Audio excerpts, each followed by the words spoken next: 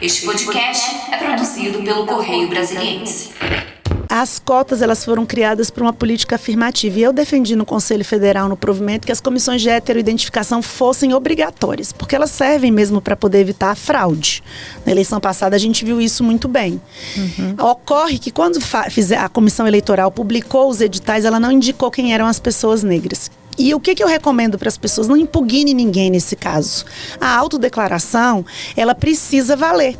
Porque só quem conhece as dores somos nós. Então, naquela semana que tudo aconteceu, eu já tinha passado por um caso de racismo. A gente estava dentro da nossa campanha, um prestador de serviço chegou para mim e falou: nós vamos clarear a sua foto. Aí eu parei, olhei para ele e falei: como é que é? Não, nós vamos clarear a sua foto, porque as pessoas são racistas e vai ficar difícil você aparecer dessa cor. Falei: de jeito nenhum. Se não for dessa cor, a campanha acaba por aqui. Aliás, né?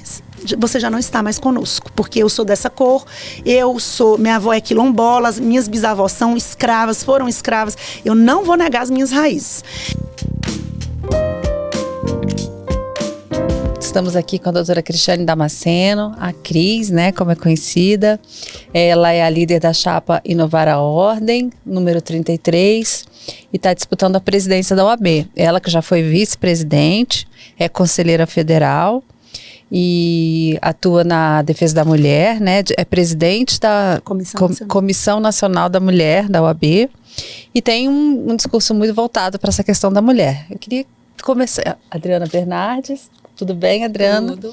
Bom, eu queria começar falando sobre a sua história em Brasília. Você nasceu aqui? Onde é que você nasceu? Como é que foi sua infância? Primeiro quero agradecer, é sempre um prazer estar aqui, ladeada pelas mulheres. Eu fico mais feliz ainda porque a gente está dentro de um ambiente que é nosso, seguro. E para nós mulheres que caminhamos na política, isso é muito importante. Eu sou filha de Brasília, né? Minha mãe é do Piauí, meu pai veio da Bahia. Nasci em Sobradinho, sou sobradiense.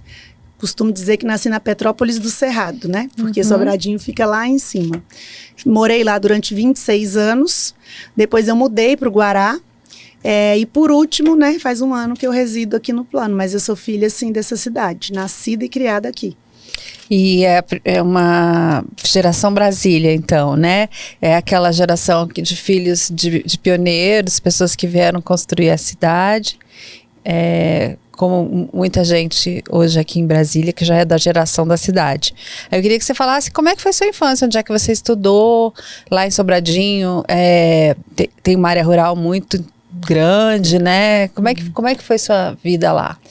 Sobradinho, eu costumo dizer também que é como se fosse um feudo, né? Porque ali você conhece o pediatra, você sabe quem é o diretor do hospital, as pessoas se conhecem assim. Minha mãe era diretora... Como se fosse uma cidade do interior. Como se fosse uma cidade do interior. Minha mãe era diretora de uma escola grande, então a gente era conhecida como a filha da dona Olga, então isso E é bom, assim, depois que a gente fica adulto e você traz essas memórias afetivas de novo, era um momento da vida em que as pessoas se reconheciam na padaria, você comprava fiado, você tem aquela vida bem aconchegante, eu costumo dizer assim, né?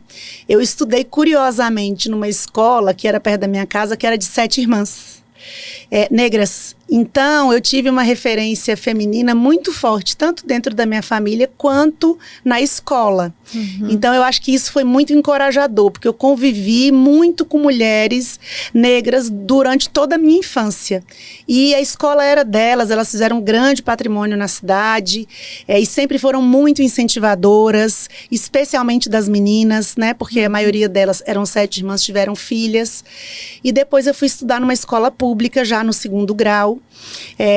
Tinha naquela época o que eles chamavam de projeto, a gente estudava de manhã e de tarde, né, e fazia inglês e espanhol à noite.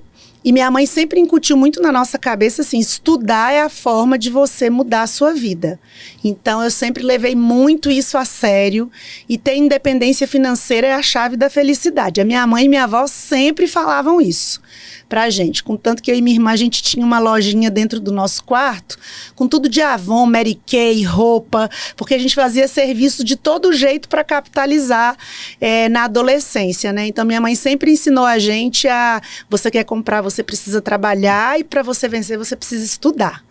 Então isso foi muito introjetado na gente, que foi muito importante para eu chegar até aqui, né? E E o caminho do direito, como é que apareceu na sua vida? Você sabe que minha mãe é professora e minha mãe tem uma peculiaridade muito grande. Eu nunca fui boa em matemática, mas eu sempre fui uma boa aluna, estudava bastante. Então, quando eu chegava com nota 6 em matemática, minha mãe sempre dizia, mas você é excelente em geografia e história. E eu acho que isso é tão importante para o adolescente, para a criança, porque a gente não é bom em tudo. Às vezes a gente tem habilidade com uma coisa e não tem com outra. Então, assim, eu nunca fiquei traumatizada de tirar 7 em física, porque eu tirava 10 em história e geografia. Então, minha mãe nunca forçou a gente a ir para uma atividade profissional. Ela sempre quis ser advogada, mas ela nunca falava essa experiência, mas eu acho que eu tenho um temperamento de ser muito justiceira, e aí quando foi no 3º ano eu acabei me encontrando, a gente fez um teste vocacional na escola, e aí acabou apontando para a área de humanas, especificamente para o direito. Foi quando eu me decidi fazer a faculdade de direito. E onde é que você estudou? Eu estudei no CEUB durante 5 anos, que foi a faculdade que minha mãe também fez geografia, né? Quando ela chegou aqui na década de 70.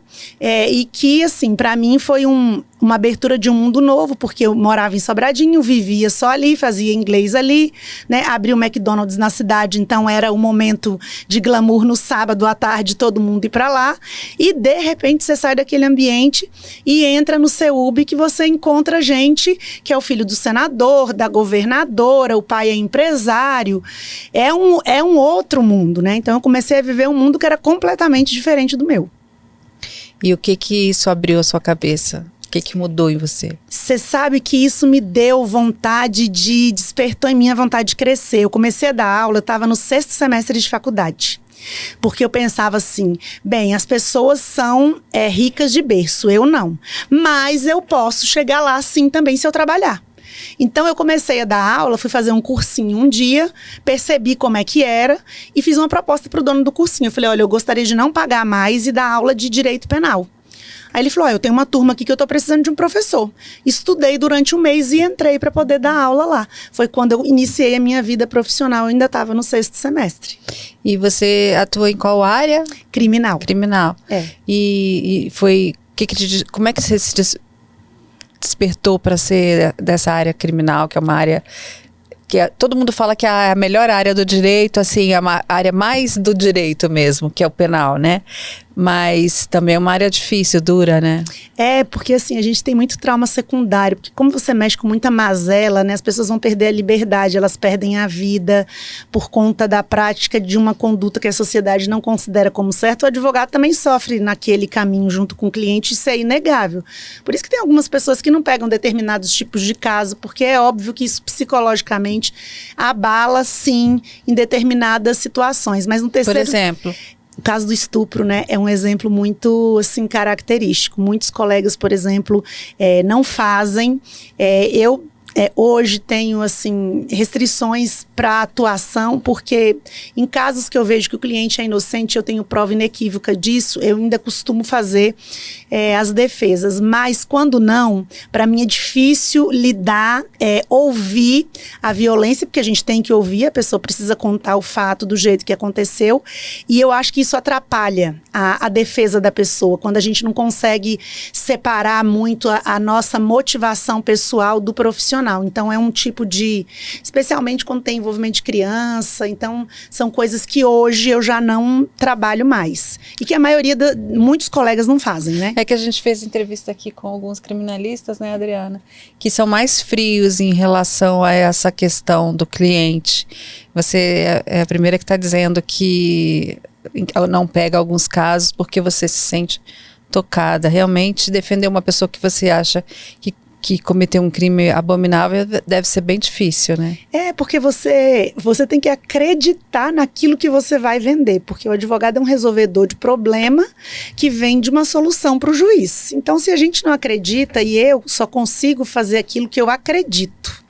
Então, eu atuei na Operação Faroeste, que foi uma operação grande, que está em andamento no STJ até hoje, e eu tinha convicção que a desembargadora era inocente. Assim, já tinha analisado todo o processo, então assim, eu lutei por aquela mulher, porque era a única pessoa presa, né? Não tinha nenhum homem preso, só era ela, com todos os bens, mas é porque eu acreditava que ela era uma pessoa inocente, sim. É claro, a gente tem clientes que são culpados, a nossa função ali é trazer uma solução para a situação, mas eu acho que, e não critico quem faz, porque as pessoas estão aí para serem defendidas, todo mundo vai precisar ser defendido, mas existem coisas que são difíceis de lidar, né? Então, e isso começou muito, Ana, quando eu participei da CPI da pedofilia.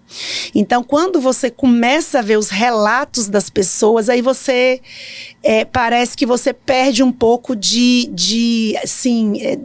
credibilidade nas pessoas, porque a maldade, ela é tão estampada e contada de forma tão livre que você fala, não estou acreditando no que eu estou ouvindo. Agora, é muito difícil também condenar um estuprador, não é? Porque muitas vezes a versão dele de que ela deu margem para uma abordagem, ou ela quis, ou ela não foi incisiva, isso ainda existe muito, não é? Demais da conta. Assim, aqui no Distrito Federal a gente tem um ponto fora da curva dentro das varas, porque a gente tem um nível de condenação grande. Então, tanto nas varas de violência doméstica, os juízes e as juízas são mais preparados aqui. Eu tenho que realmente fazer esse elogio, porque eles têm um cuidado maior com a vítima que a gente não vê muitas vezes nos outros lugares. Então, eu já vi casos assim que a palavra dela foi preponderante para a condenação. Então, não tinha outro elemento a não ser a palavra dela. Mas, em muitos casos, é muito comum, na hora de você perguntar, né, para a vítima, que já é a fase de revitimização, porque a pessoa já contou aquilo 20 vezes na delegacia, perguntar se você pediu para parar, né? Então, às vezes, você está na casa da pessoa, você está no meio da relação sexual, você não tem para onde fugir, existe um temor reverencial ali. Como que você vai pedir para parar? Às vezes, o homem é 2 vezes maior do que a mulher. Então, todo esse contexto atrai a grave ameaça, sim, e é delito de estupro, sim. Agora, o duro é a gente convencer quem vai julgar, levando em conta só a palavra dela. Dentre os casos que você já atuou, não somente de estupro, né, mas de forma geral, teve um em especial que tenha te emocionado, te marcado pelo resultado? Eu acho que esse caso da desembargadora foi o caso, assim, para mim, Adriana, mais marcante da minha vida, porque eu já estava nessa função de presidente da Comissão Nacional e a gente passa a ter um olhar diferenciado para as nossas doloridades como mulher, porque a gente se depara todos os dias com um caso de violência processual, institucional, assédio de uma colega. E a desembargadora, ela era uma pessoa na Bahia, e a história dela é notória, por isso que eu posso contar, muito influente, tinha um grupo político e era uma pessoa querida, conseguiria fazer presidente após presidente. E perceberam essa habilidade dela, né? Então, quando a ação penal ela foi deflagrada pelo Ministério Público e a Polícia Federal, foram 7 vezes na casa dela. Então, ela foi a única pessoa que ficou presa 1 ano e 7 meses. Os outros colegas da mesma turma estavam todos em liberdade. E nós estávamos com os bens dela parados, não existia razão para ela estar presa. E aí eu percebi uma coisa muito importante para nós mulheres, é o cuidado que a gente tem que ter para entrar na política. Porque, na verdade, se torna algo perigoso, porque esse caso dela foi um, e eu tive um outro, também com uma desembargadora, na mesmíssima situação. Então, quando o sistema percebe que você é boa demais, que você tem influência demais, e que você pode fazer demais, e tirar aquelas pessoas do poder, você passa a ser o alvo. E, às vezes, a gente não tem aquela malícia de estar no poder, estar olhando ao redor o que está acontecendo, né? Então, para mim, esse caso foi um aprendizado de como caminhar na política. É importante a gente ter outras mulheres conosco. Agora, essa semana mesmo, a STJ recebeu a denúncia, né, contra ela. Você está atuando ainda? Eu atuo para ela e para a filha dela, porque como elas moravam juntas, enfim, né? Tinha uma vida muito próxima. Então, e ela é uma artista, a filha do meio dela. Mas tem um filho também, né? Essa é outra. Tá. Porque são vários, né? A ação foi feita contra vários. Mas eles estão na mesma ação penal. Então, mas o processo já está dando problema, né? Então, assim, são os processos... Algumas nulidades. Há algumas nulidades, algumas coisas que nós já havíamos ressaltado em várias vezes na defesa. Mas esse caso tem essas peculiaridades, assim, que a gente percebe, né? Depois de muita luta, a gente conseguiu colocar em liberdade. Ela perdeu 30 quilos, ela não é mais a mesma pessoa. Não sei se ela consegue voltar, se for absolvida para o tribunal outra vez, em razão desse sofrimento. Nossa, que história, né? Agora, é mais difícil atuar num caso que a pessoa é inocente ou que ela é culpada, como advogada? Eu acho assim, tudo depende do que a gente tem de prova, né? Porque eu já tive caso de pessoas culpadas que a gente conseguiu absolver, porque a dúvida ficou muito evidente, e eu já tive casos de pessoas inocentes que foram condenadas. Mas eu digo em relação ao seu estado de espírito, seu envolvimento emocional. Assim, quando você sabe que é inocente, você sente que é inocente, porque o advogado sente ali, né? A gente sabe quando a pessoa fez ou não fez. Eu acho que quando a gente pega um caso que a pessoa ela é inocente e ela é condenada, isso é desesperador, porque tá na nossa mão a vida da pessoa. A gente tentou explicar da melhor maneira possível. O que eu costumo falar, especialmente para os colegas mais novos, o processo é um jogo hoje. Então, em determinados casos, você tem que sentar para fazer uma estratégia mesmo. Porque a depender de como você joga, pode prejudicar absolutamente sim. Então, eu tenho um caso no STJ, por exemplo, de uma pessoa condenada a 41 anos e ela não praticou a conduta criminosa. Que é o quê? Homicídio? Não, o caso é o seguinte, ele tinha um filho e uma nora, e os dois brigavam demais, se separaram, e ela implantou uma falsa memória na cabeça da neta. Isso a gente tem laudo das psicólogas que vieram para o processo, dizendo que o avô tinha, de alguma maneira, tido alguma intimidade com ela. Só que a psicóloga veio para o processo e disse, olha, nós temos uma falsa memória, porque as histórias aqui em todos os depoimentos da vítima, que isso também é comum, e é por isso que a vítima se perde às vezes, a fala é diferente, a história é diferente. Então você tem que ter congruência. É óbvio que se a pessoa está sob pressão numa delegacia, tudo isso pode variar e a gente leva em conta. Mas com relação às crianças, existem teorias na psicologia que trazem ali, e aí você pode ter um culpado que é inocentado, porque você consegue ter essa memória no subconsciente só a partir dos 7 anos. Então, se isso aconteceu antes, realmente a criança não consegue se lembrar. Então, pode ter acontecido e a criança ter ficado com aquilo no subconsciente, ter uma sexualidade aflorada antes do tempo, mas a gente não conseguir confirmar que a pessoa praticou a conduta. Então, esse é um caso, por exemplo.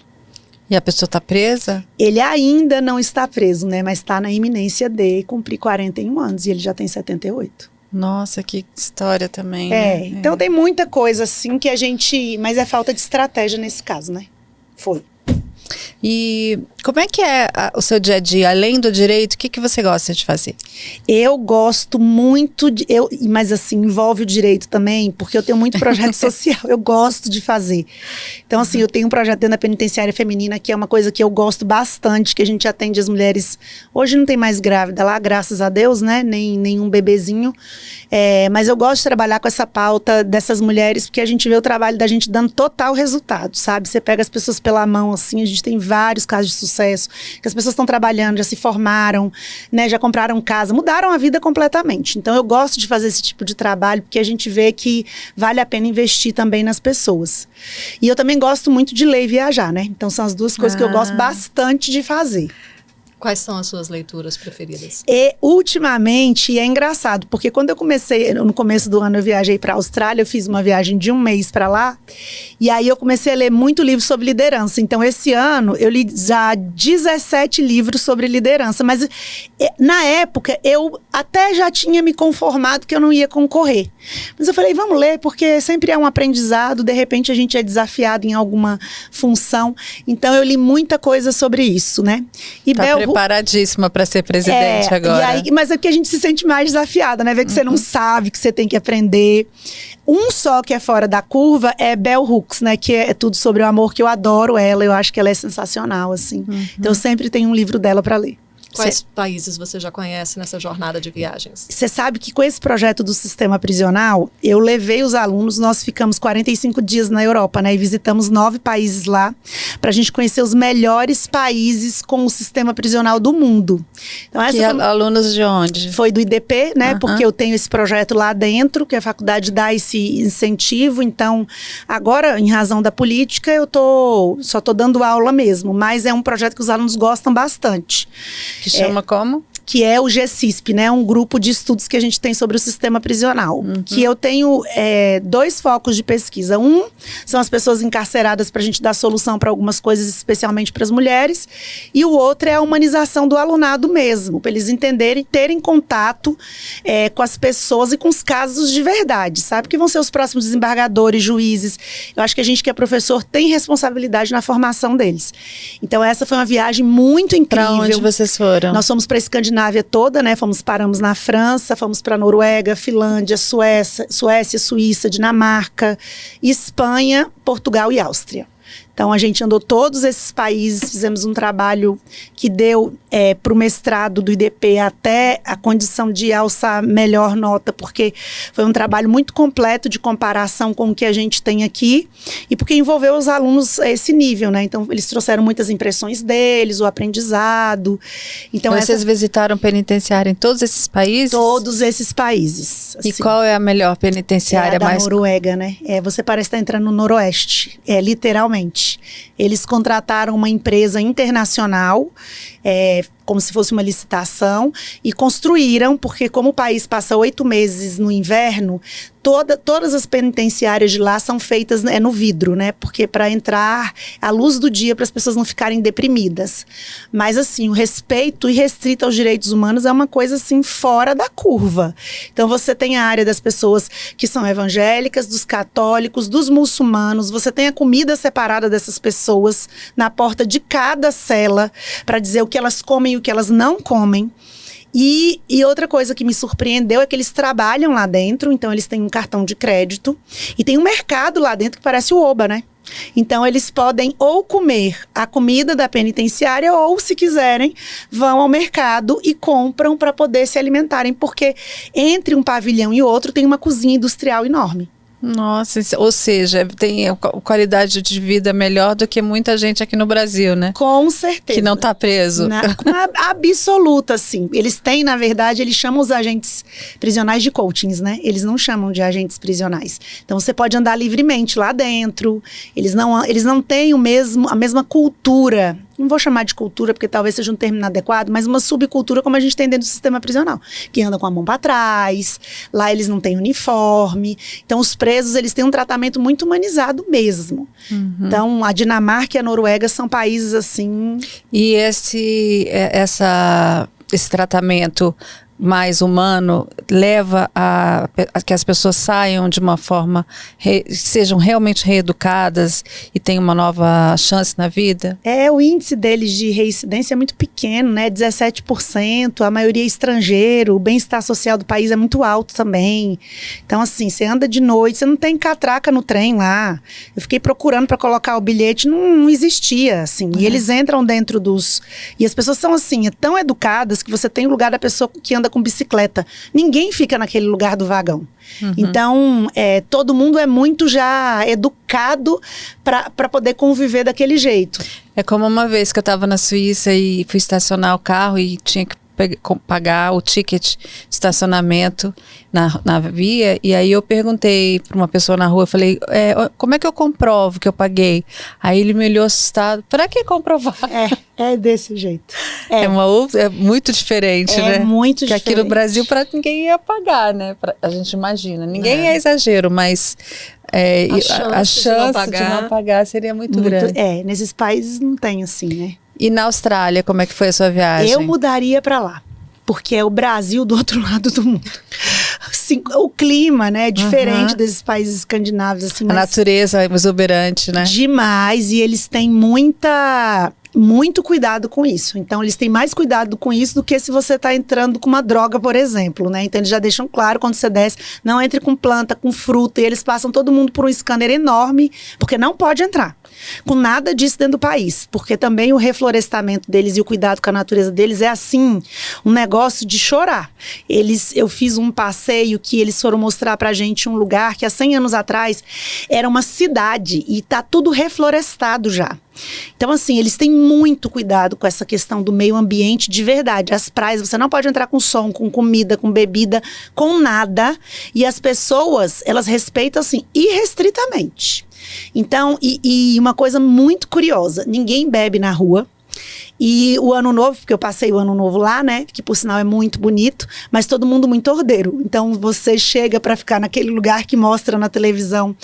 Os fogos, né? Todo mundo desce às 14 horas com as suas cestinhas de piquenique para poder fazer tudo lá embaixo. Quando dá meia-noite, todo mundo calado sai de lá. Você fica até constrangido, né, porque a gente gosta de conversar, rir, mas as pessoas não. E todo mundo vai para casa numa boa. E 5h30 o serviço de todo mundo termina. Então você fica procurando, não tem. Fecha-se shopping, lojas, as pessoas vão para casa, 6h30 já tá todo mundo jantando, 8 horas todo mundo recolhido ao repouso. Mas eu gostei desse estilo de vida, assim. Tranquilo. Você ia se adaptar a esse estilo. A gente que no Brasil, a gente tem um hábito bem diferente. Muito, assim, 9 horas da manhã que o Sidney acorda, porque antes disso as pessoas não estão todo mundo dormindo, não tem lixeira na cidade, né, ninguém joga nada no chão. Então você tem umas coisas assim que são muito impressionantes, né, mas a gente vê também que os chineses já dominaram aquela área do mundo também, porque estão espalhados em todo lugar, mas eles entram no costume do país, é engraçadíssimo isso, gente. Pro futuro, Carol, Cris. Desculpa, Cris. Bem lá para o futuro. Você pensa em se aposentar, continuar divulgando, fazer um tour pelo mundo?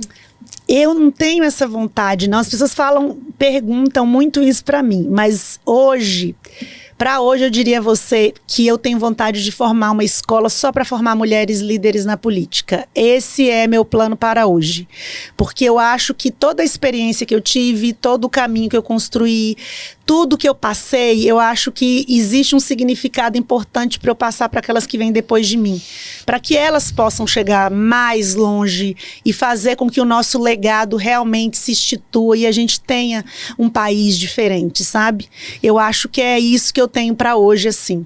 Eu não tenho, assim, As pessoas perguntam para mim, mas você não quer juntar dinheiro para comprar uma casa no Lago Sul? Eu não tenho esse tipo de ambição. Porque eu penso que a gente vive uma vez só. E tudo isso fica e as pessoas ainda ficam brigando por isso. Agora, o que a gente deixa no coração das pessoas, isso é eterno, sabe? Então, para hoje, essa é a minha vontade. Você foi vítima de discriminação de gênero ao longo da sua carreira? Você sentiu isso? Você sabe que é engraçado que a gente, quando eu era mais nova, isso não ficava aparente, talvez porque a gente não conhecesse e esse tema não fosse tão forte como a gente tem hoje. Mas, ao longo desse período na OAB, certamente. Então, certamente, a gente percebe a instrumentalização das mulheres. As políticas afirmativas nossas, elas vieram em boa hora de você ter paridade. Mas as mulheres, elas não conseguem passar de determinados cargos, como de vice, de secretária-geral.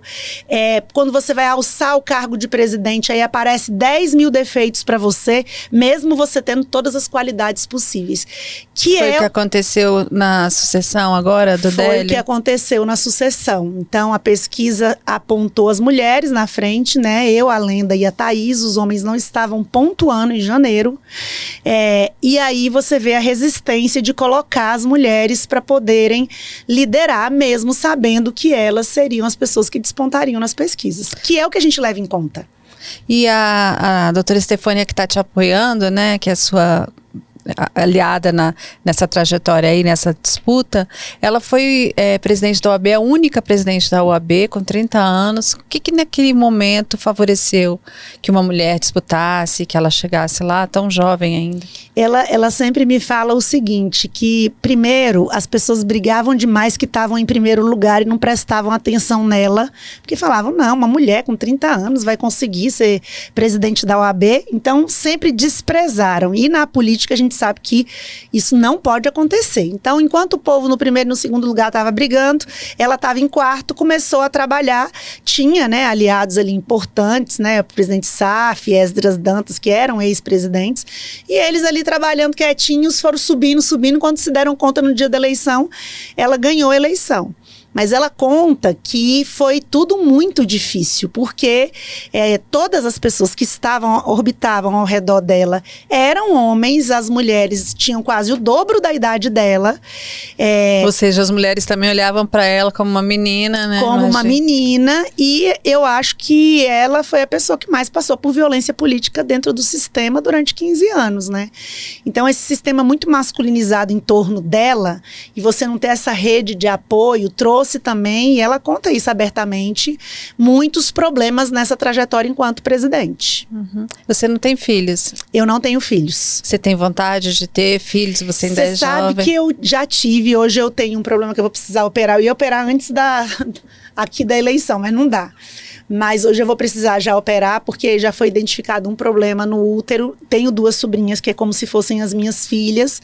E eu costumo dizer o seguinte, Ana, nós que somos mulheres, diferente deles, a gente tem que fazer opção quando a gente decide tomar frente nesses cargos de liderança, muitas vezes, né?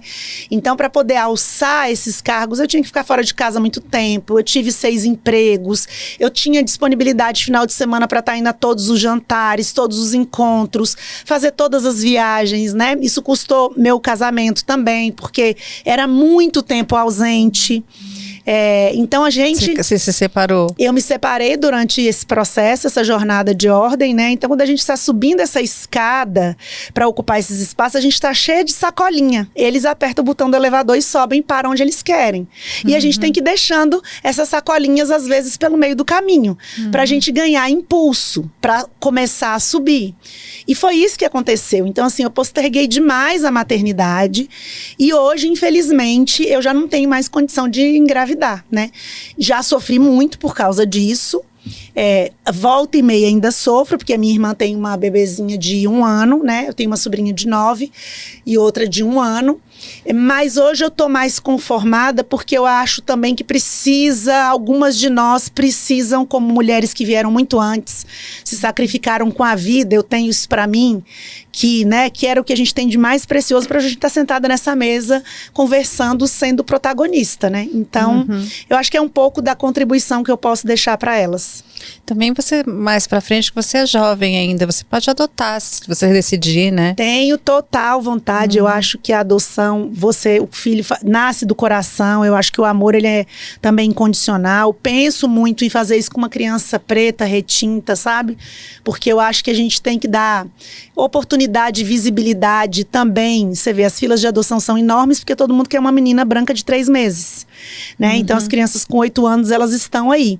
E eu vejo vários casos de sucesso, de pessoas assim que adotaram com 8 anos e são amadas e os filhos amam. Então esse estereotipo de que não vai dar certo, isso pode acontecer com um filho que nasce da gente ou com um filho que é adotado. Então eu tenho total abertura para isso. Isso é bacana, mas também você tem as suas sobrinhas que você trata como filhas, assim, como... Tem esse amor, né, materno. Tem, eu costumo falar que nós mulheres, a gente é cercada pela maternagem, né? Que é isso, que é esse cuidado que a gente tem mesmo com as pessoas que nos rodeiam, com o trabalho. Então, assim, eu tenho, os meus alunos, por exemplo, já exerci muito o papel da maternagem, da prova da ordem da aula no domingo, ficar esperando no portão lá da faculdade para sair, para dizer como é que foi. Então, isso é uma forma de maternagem. Agora, você acha que uma mulher, quando trabalha muito, que se dedica muito, que é o seu caso, e tem uma separação, as pessoas acabam colocando a responsabilidade na mulher, tá vendo? Ela trabalha demais, como se fosse culpa do trabalho. Você sente Aconteceu isso? demais isso. Porque você não ficava em casa, você não dava atenção para ele. E isso, assim, sofri muito 3 meses seguidos com essa culpa, né? E eu fazia, assim, absolutamente tudo que eu podia. Mas eu era vice-presidente na época, a gente estava no meio de uma pandemia, era novo para todo mundo. É óbvio que a gente precisava ter um pouquinho mais de dedicação do que a gente tinha, mas fui culpada, assim. A minha mãe, ela é ótima, maravilhosa, mas ela ficou em estado de choque. Ela queria que eu parasse tudo da minha vida para poder tentar colocar as coisas nos eixos outra vez. Falei, mãe, mas não foi eu que pedi, foi ele. Foi ele que quis ir. A gente tem que dar liberdade para as pessoas escolherem o que é melhor para elas. Mas até hoje eu ainda escuto. Tem uma coisa curiosa que eu não contei para ninguém, que na época que eu tava na disputa interna dentro do grupo do DER, as pessoas falavam assim pra mim, mas você tem que arrumar um namorado, porque não vai dar certo você começar uma campanha solteira. Mas eu falava, por que não? Porque você não tá vendo essas narrativas que estão inventando contra você? Que você é lésbica, que você é amante. Então, vamos lá, você quer que eu saia com você no sábado pra você socializar e arrumar alguém? Então, assim, eu ouvi isso. Muito machismo, né?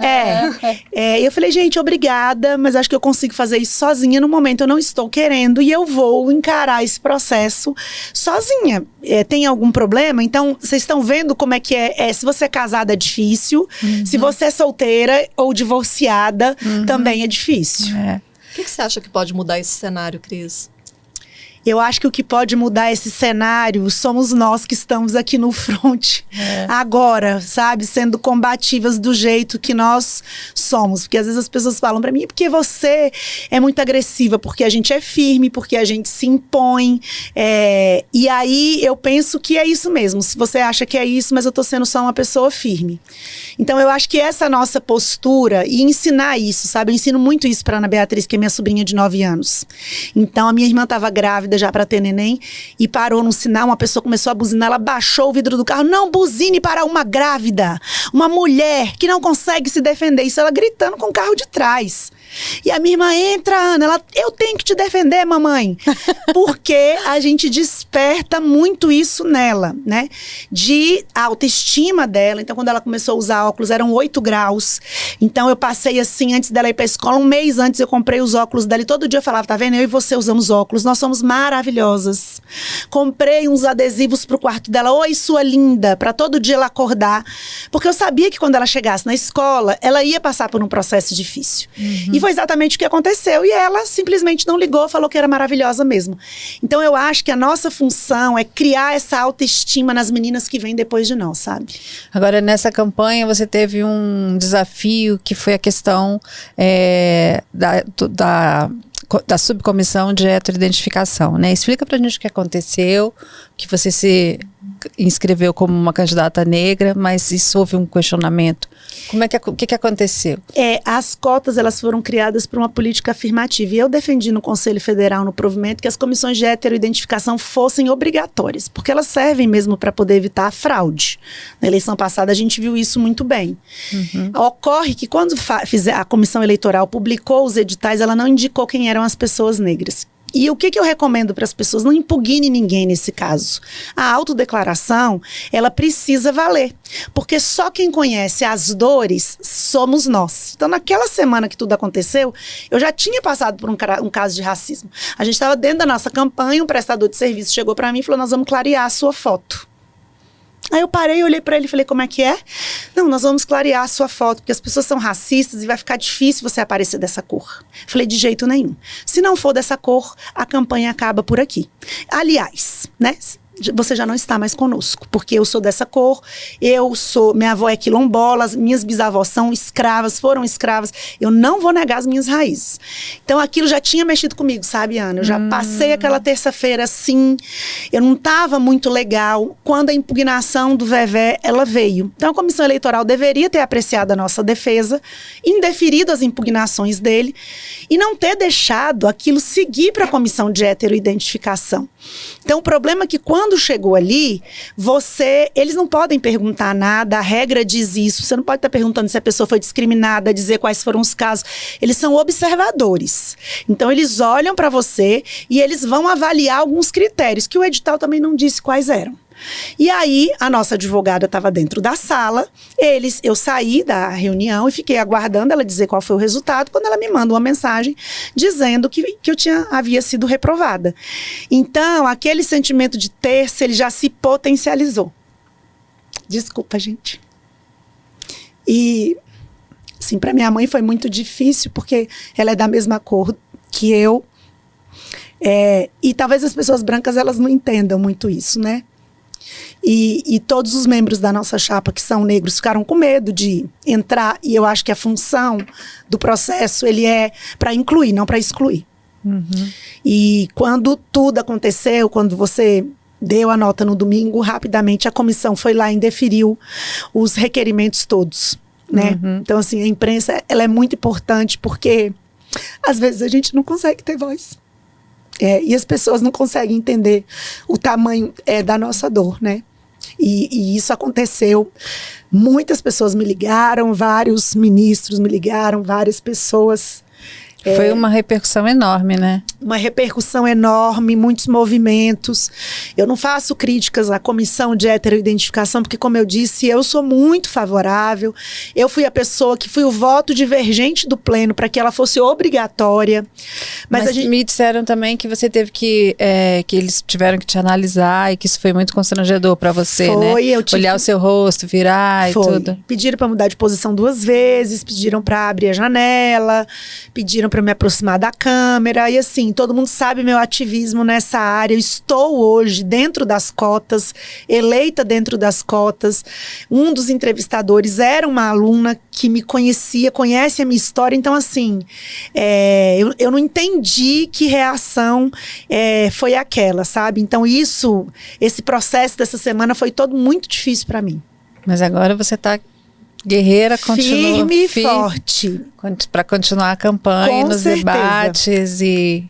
com certeza absoluta. Eu estava esperando alguém trazer esse tema no último debate, né? Mas não trouxeram, não. Porque você não tem as pessoas... Acho que ninguém está querendo falar muito sobre isso, né?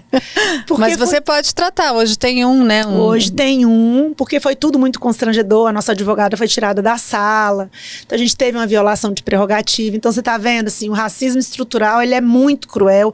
E ele acaba atingindo todas as pessoas que estão, sabe, assim, perto da gente também.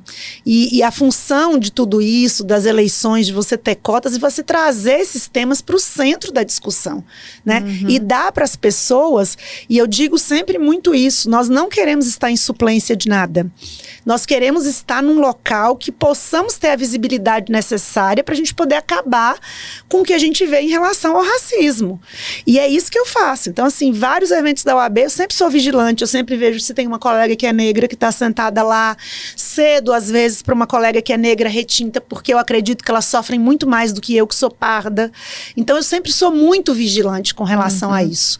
E você acaba, Ana, criando uma cultura, porque é engraçado, né? O Beto, quando ele vai nomear as pessoas para indicar para a banca de concurso, hoje ele presta muita atenção nisso. Pediu para fazer uma tabela para saber quem eram as pessoas que estavam sendo indicadas. Se você estava indicando homens e mulheres, negros e negras do sistema.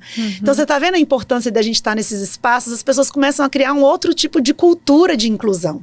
E outra coisa é o exemplo que uma mulher empoderada e negra também, enfim, não existe preconceito, estar nos postos de destaque, de chefia, de liderança, é um exemplo para as crianças que olham e desejam, né? Que vão construir seu futuro.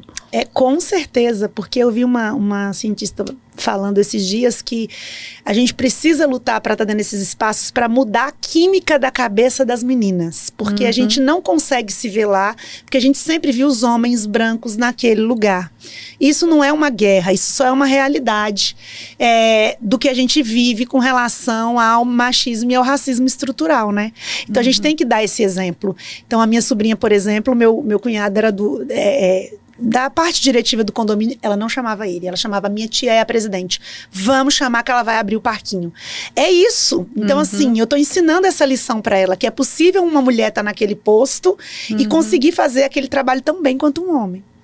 Na sua infância, você se inspirou em alguém? Tinha alguma mulher negra que te inspirasse ou isso não fazia parte da sua A minha realidade? mãe, né? A minha mãe foi uma pessoa, assim, que ela foi muito... Assim, ela se separou do meu pai, ficou com nós duas ainda na minha idade, assim. Então, ela foi muito guerreira, assim. Ela foi a primeira mulher negra diretora da escola dela. Então, assim, ela passou muita discriminação e constrangimento, sabe? Das pessoas que não queriam respeitar as ordens, literalmente. Então, eu, assim, me deparei muito com isso e a resistência dela, sabe? E isso acho que foi uma coisa que me marcou. Joia, agradeço muito a sua presença, a conversa foi muito bacana. Ai, que agradeço. E a gente deseja sucesso, né, Adriana? Exatamente. Na sua campanha, na sua Obrigada. trajetória profissional e que você volte outras vezes pra gente conversar. Não é a primeira vez, você Não, já esteve aqui, não. né? Mas que venha mais, tá bom? Obrigada. Obrigada. Obrigada pela audiência, quem nos acompanhou. Um abraço.